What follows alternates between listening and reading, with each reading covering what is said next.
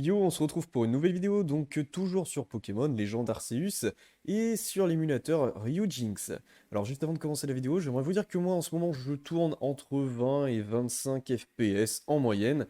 Malheureusement, comme vous pouvez le voir en bas, regardez sur la petite barre de statut, vous voyez que je suis à moins de 20 FPS, mais ça c'est normal, c'est parce que je suis en train de record en même temps, et mon ordinateur a du mal à assumer.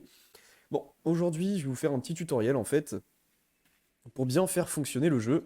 Alors attendez, on va essayer d'attraper ce petit Krixig parce que j'en ai besoin pour une mission du jeu. Hop. Donc comment bien faire fonctionner le jeu sur émulateur? Alors non, Krixig revient.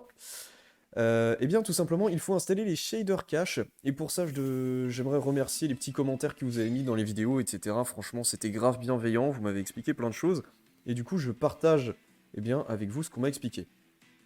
Donc quand on est sur l'émulateur, sur Ujinx, il faut savoir qu'il y a certaines capacités qui vont bugger, notamment l'attaque éclair de l'Ixi. Vous allez voir, la première fois que vous allez utiliser l'attaque éclair, ça va totalement bugger, c'est horrible. Alors que là, moi, vous voyez, elle tourne parfaitement bien, il n'y a pas de bug.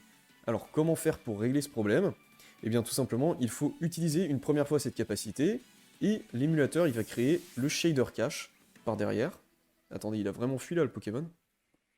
Donc du coup, l'émulateur crée le shader cache, il enregistre le fait qu'il a déjà fait tourner une fois l'attaque, et normalement c'est bon, ça ne bug plus.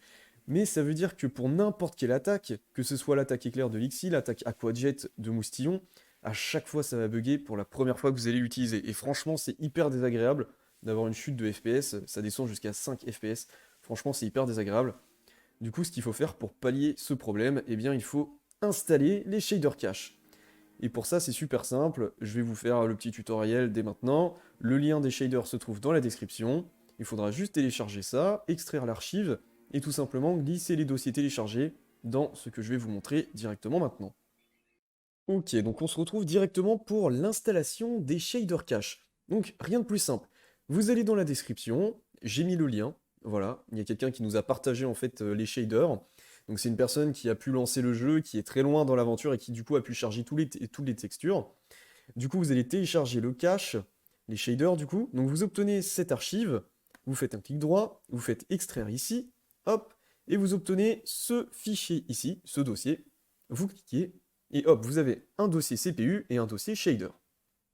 Dans Ujinx, vous cliquez droit sur votre jeu, vous ouvrez Cache Management, pardon, excusez-moi avec mon anglais franchement qui est horrible, et vous ouvrez directement OpenPPTC Directory, vous l'ouvrez, et là vous voyez qu'il y a un dossier 0 et 1.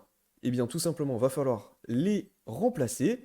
Donc vous cliquez ici, donc sur le dossier CPU que vous venez de télécharger, vous sélectionnez les deux documents et vous les glissez directement ici. Moi je l'ai déjà fait, du coup je ne vais pas le faire, mais vous allez remplacer, vous allez écraser les deux documents qui sont déjà présents dans votre version Pokémon. Ok? Donc ça c'est fait pour le premier. Ensuite vous faites clic droit, toujours Cache Management, putain j'ai du mal.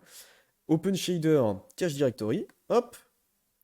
Et ici, vous allez tout simplement glisser les dossiers shader que vous venez de télécharger, hop, et vous glissez ça directement ici.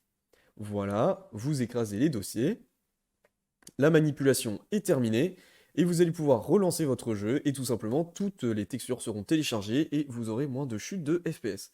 Donc je remercie ceux qui m'en ont parlé dans les commentaires, hein. Ce tutoriel ne vient pas de moi, je fais juste un partage, voilà. N'hésitez pas à laisser un petit pouce bleu si jamais ça vous a plu, et puis écoutez, on se retrouve pour une prochaine vidéo.